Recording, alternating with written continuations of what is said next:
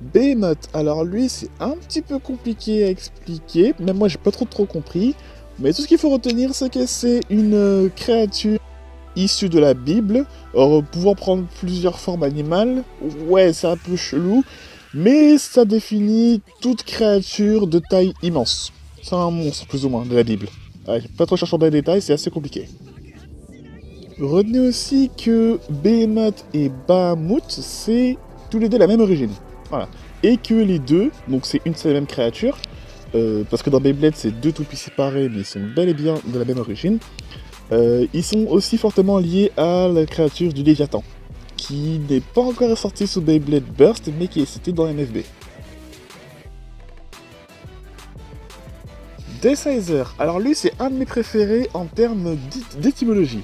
Alors Decizer en anglais, il y a Death, mort, et Sizer, faucheur. En gros, c'est ni plus ni moins que la représentation de la faucheuse, donc de la mort qu'on retrouve dans les mœurs et dans plein d'œuvres effectives. Voilà. Alors, ce que je trouve marrant avec celui-là, c'est que si on prend son nom Hasbro, Doom Sizer, on retrouve dedans le mot Sizer et le mot Sizor. Ces deux mots sont les noms anglais orthographiés tels quels des Pokémon insécateurs et de son évolution, Scythoiox, qui sont connus pour être des Pokémon qui fauchent leur proie avec leur scie, voilà, leur main en guise de scie. Alors je sais pas si c'est une coïncidence, mais vu que l'orthographe est exactement la même, je ne crois pas que ça en soit une. Fenrir, dans la mythologie nordique toujours, c'est une créature qui règne sur le monde des morts. Considéré comme beaucoup trop puissant et dangereux pour les dieux, il a été enchaîné, puis relibéré pour la bataille du Ragnarok. Il aura dévoré vivant Odin, puis abattu violemment par un autre des dieux des As. J'en expliquerai plus tard ça. C'est le fils du dieu Loki dans la mythologie. Et un de ses frères, enfin non, son frère, autant pour moi, c'est Jormungand. Fenris, il est appelé dans le film, apparaît dans le film Thor Ragnarok de Marvel.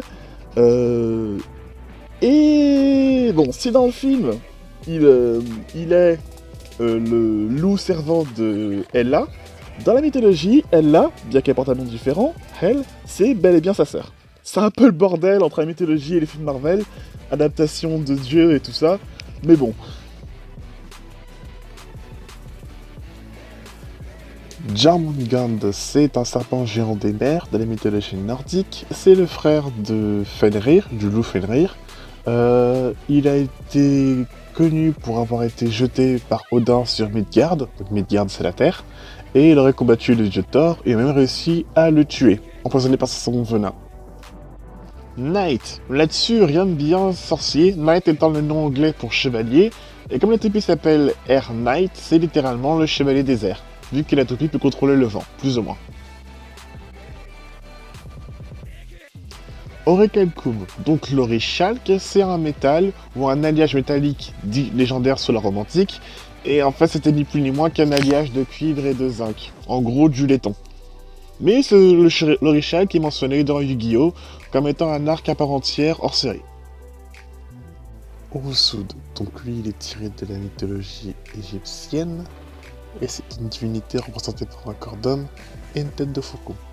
Son nom signifie le lointain en référence au majestueux du rapace, et on retrouve cette particularité avec son driver qui lui permet d'en animer de plus ou moins s'envoler. Aegis, retranscription de l'égide en fait, qui est l'arme, le bouclier protecteur de Zeus qu'utilise sa fille Athéna, notamment à la fin de l'Odyssée. Alors oui, son type de défense est expliqué par ça, par contre je comprends pas le délire d'avoir mis des serpents dedans. Mais bon, enfin dans l'avatar du moins. Typhon, dans la mythologie grecque, pas de bêtises, c'est un des fils de Gaïa et du Tartare, qui est un des titans connus pour maîtriser le vent et les tempêtes. Donc je suppose que dans le film Disney, c'est le titan qui ressemble à une tornade. Tyros, d'après mes recherches, Tyro ou Tyro serait une princesse de Télécie. Alors, la mythologie grecque toujours.